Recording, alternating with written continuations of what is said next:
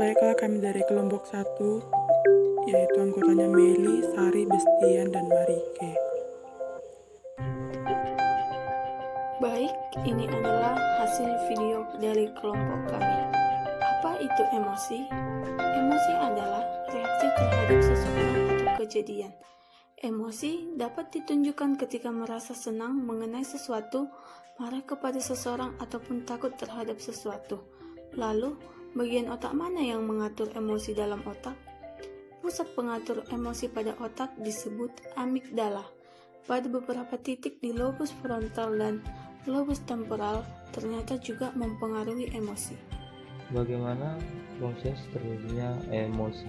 Menurut teori James Lange, emosi diawali dengan kognitif atau cara berpikir kita, kemudian diikuti oleh perubahan fisiologi, yaitu aktivitas dari saraf simpatik, kemudian dilanjutkan dengan aksi atau tindakan.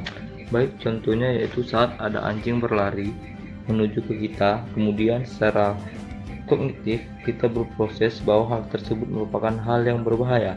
Lalu fisiologi atau tubuh kita akan memberikan respon, yaitu seperti mempercepat denyut jantung. Kemudian kita tersadar bahwa hal itu adalah hal berbahaya. Kemudian kita melakukan tindakan lari, misalnya Hemisfer atau pembagian belahan otak juga dapat mempengaruhi emosi.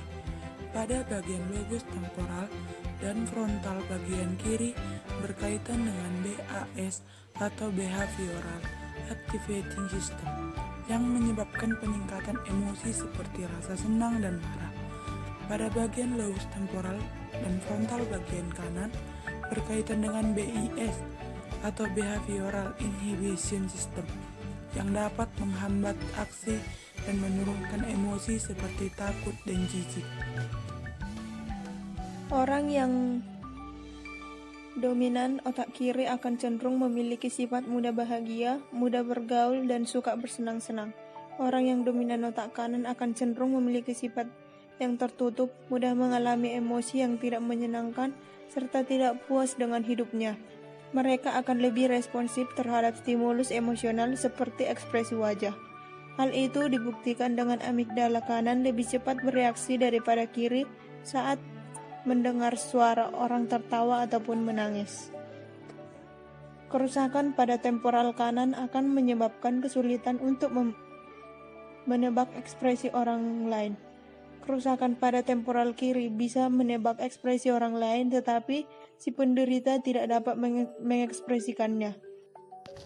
Baiklah, begitulah kira-kira. Sekian dan terima kasih.